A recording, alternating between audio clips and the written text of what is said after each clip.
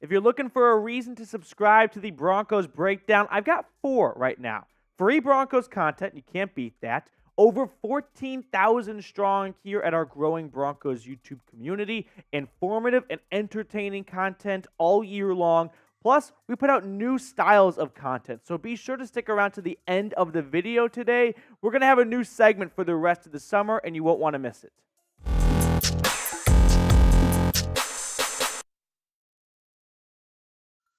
Do the Broncos have one big move left in them? We're going to discuss this on today's edition of the Broncos Breakdown by Chat Sports.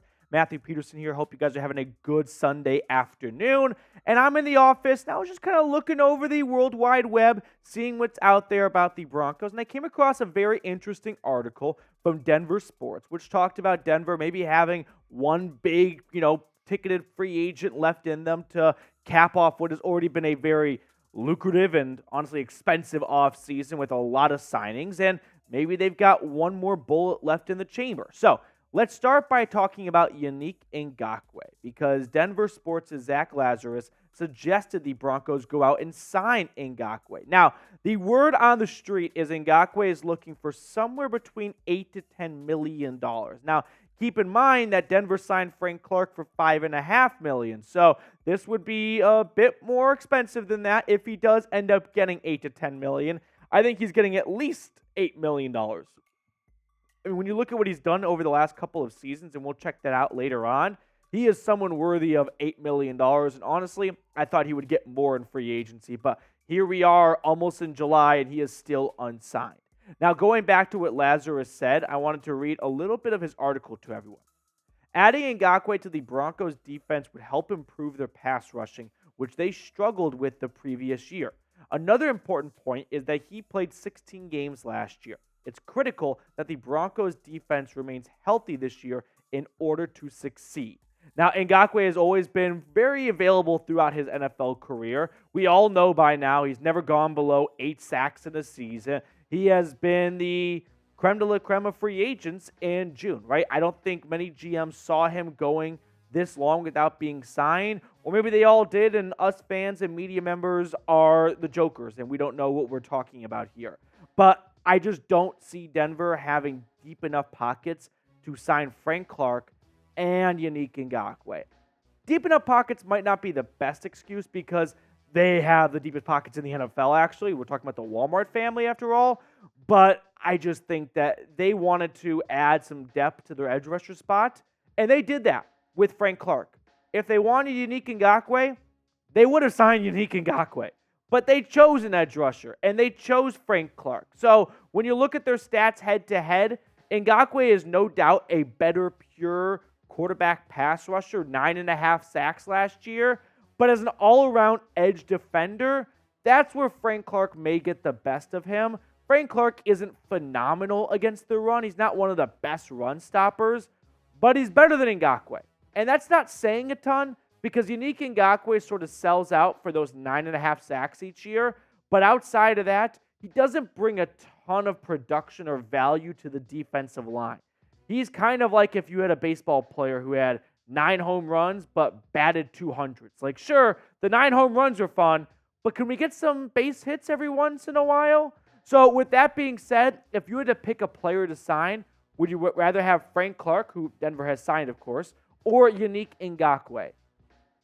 I'm kind of thinking Yannick Ngakoue is tempting because this team doesn't have a true number one edge rusher that they can rely on for 17 games or close to it.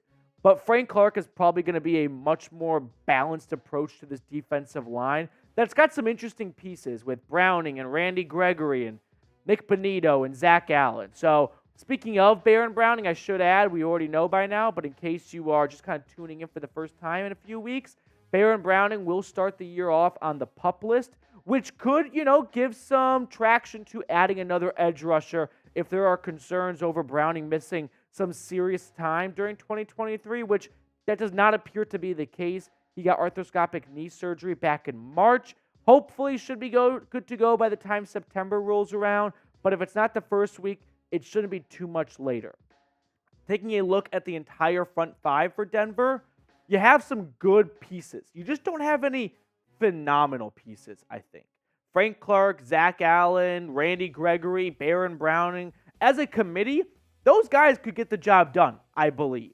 Now, when you compare what they all did last season, one of those guys really stands out, right? If you were to add Ngakoue, who towers over what Frank Clark and Gregory and Baron Browning did last season, that's a true number one pass rusher. To me, there's no doubt about that. But to me, the bigger question is, does Denver want to add Ngakoue, right? If they did, they would have picked him over Frank Clark, like I said. But even more on that, it's not the first signing, Frank Clark, on the defensive line, or on the front five, if you will. Don't forget, they signed Zach Allen, right, to a pretty lucrative contract. That was their Draymond Jones replacement.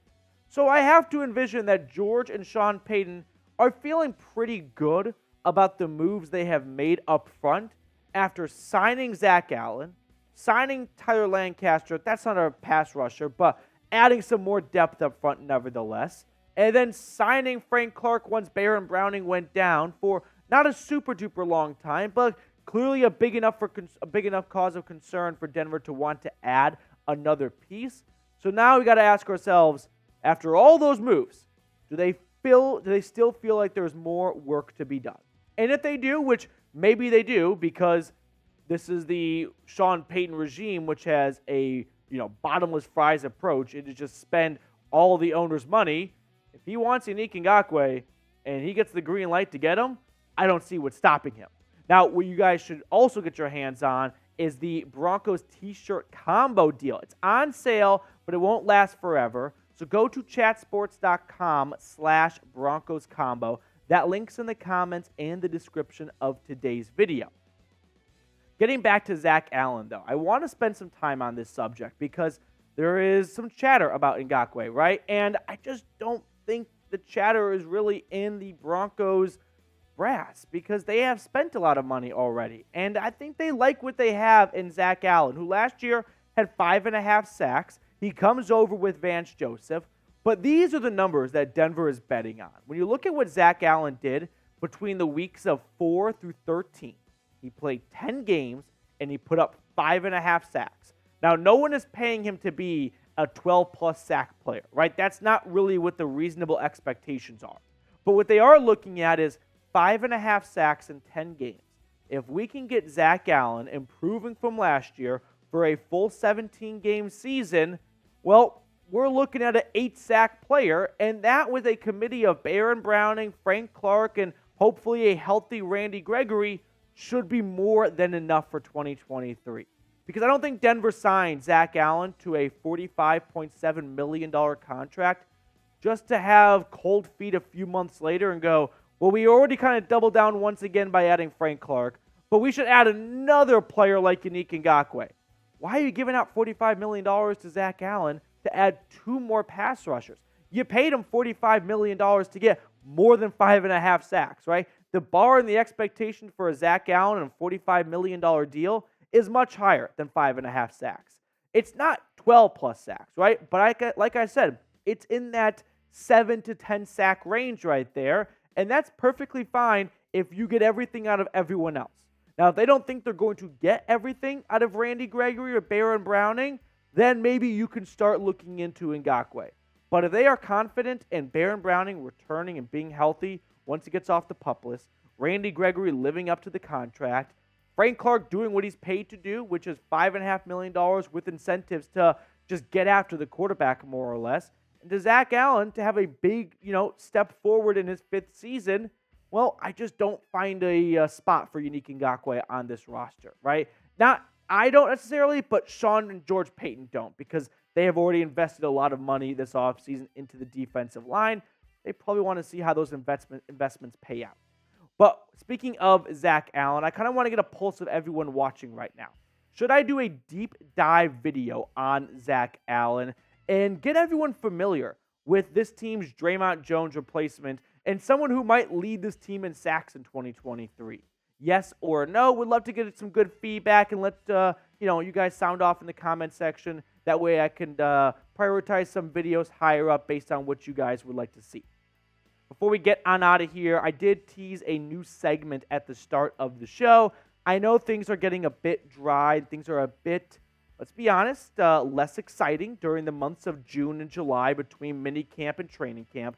So I wanted to introduce a brand new segment for the rest of summer, which is all about summer hot takes. So the way this is going to work is I'm going to look at the weather report in Denver, look at the temperature high, and then we'll go to our chart here. And if it's 90 plus degrees at the Mile High City, I'm going to give a first take caliber hot take. I'm talking like Screamin' A, Colin Coward, Skip and Shannon, the whole crew, top level scorching hot take that is just so ridiculous you can't quite look away. If it's between 85 and 89 degrees, it's a hot sand take, right? You ever go on the beach sometimes and you're like, whoa, got to put the sandals on, hot sand, got to run quickly to the towel. So a pretty hot take, but not Skip and Shannon hot. 80 to 84 degrees is like when the waiter puts the plate down and like, caution, it's a hot plate. Like, okay, good to see that. Which, by the way, I recently learned that when you order fajitas, they just spray water onto the plate. It's not like steaming. It's very upsetting once I learned that. But now I've ruined your day too. 75 to 79 degrees is like a hot enough take where maybe put some sunscreen on. Maybe your mom tries to rub some sunscreen on your shoulders and your ears before you go out the door. So 70 to 74 degrees is a honey barbecue take. B-Dubs has honey barbecue under spicy on their menu. I'm going to continue to advocate for that being blasphemy. So if that's spicy, then 70 to 74 degrees is also a spicy take as well. But it's 84 degrees. That's at least the high in Denver today. So that puts us in the warm plate take. And my warm plate take is Zach Allen finishes second in sacks on this team with 7.5. He adds 2 on from last season. I wasn't super jazzed up when they signed him in free agency. I thought it was a bit of an overpay for someone who's never had more than 5.5 sacks in their career. But I think there is an opportunity for him to get up to 7.5 sacks if healthy. So that's my warm plate take. That's going to do it for us on today's show. We're going to sign off, and we'll see everyone later.